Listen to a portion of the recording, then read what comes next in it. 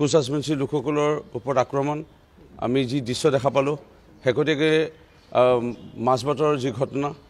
এগৰাকী কণমানি ছোৱালীৰ ওপৰত বলৎকাৰ এই ঘটনা ঢিঙৰ ঘটনা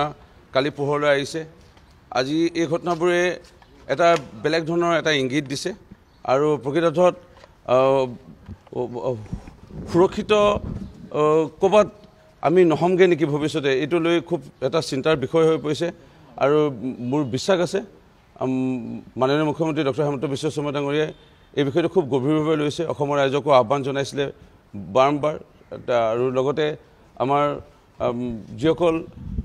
অসমীয়া মূলৰ লোক আমি খিলঞ্জীয়া মূলৰ লোক আমি প্ৰকৃতাৰ্থত ঐক্যবদ্ধ হৈ থকাটো খুব ভাল আৰু ইয়ে চাগে বোধহয় ক'ৰবাত এই যি বংগমূলৰ লোক আৰু যি এটা বিশেষ সম্প্ৰদায়ৰ তেওঁলোকৰ পৰা আমি অকণমান ভৱিষ্যতৰ দিনত যদি এনেধৰণে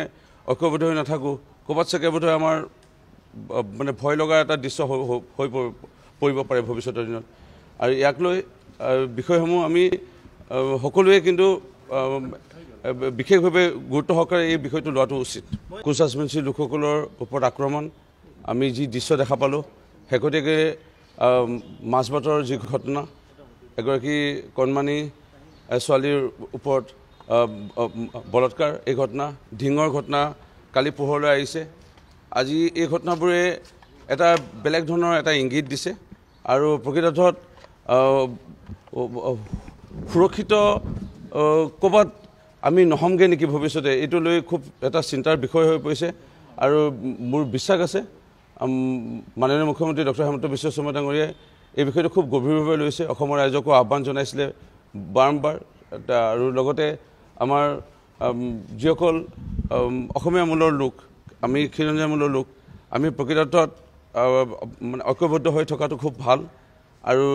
ইয়ে চাগে বোধহয় ক'ৰবাত এই যি বংগমূলৰ লোক আৰু যি এটা বিশেষ সম্প্ৰদায়ৰ তেওঁলোকৰ পৰা আমি অকণমান ভৱিষ্যতৰ দিনত যদি এনেধৰণে ঐক্যবদ্ধ হৈ নাথাকোঁ ক'ৰবাত চাগে বোধহয় আমাৰ ভয় লগা এটা দৃশ্য হৈ পৰিব পাৰে ভৱিষ্যতৰ দিনত। আৰু ইয়াক লৈ বিষয়সমূহ আমি সকলোৱে কিন্তু